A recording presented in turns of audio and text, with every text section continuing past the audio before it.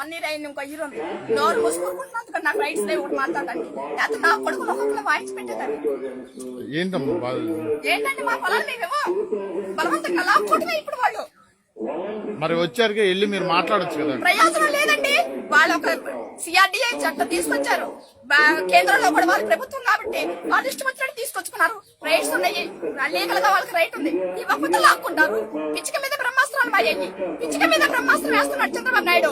మాకు ఓటు వచ్చిన దగ్గర నుంచి వేరే పార్టీకి మేము ఓటేలా చంద్రబాబు నాయుడుకి తప్పితే మేము ఇప్పుడు ఓటేసి మా బాధ మేము మా తెచ్చి మీదకి తెచ్చుకున్నాం. అవన్నీ ఏమనుకుంటున్నాడు?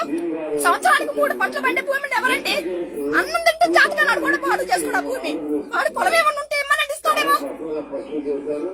వాడు పొలం ఏమన్నా ఉంటే ఇస్తాడేమో. నారాయణ గడిస్తాడా? పచ్చిపాటి పుల్లారావు గడిస్తాడా వాడు పొలాలు? నారాయణ గాడికి ఇచ్చి వాళ్ళ బిల్డింగులు ఉన్నాయి. ఒక బిల్డింగ్ ఏమనండి ఆఫీస్ కి ఇస్తాడేమో.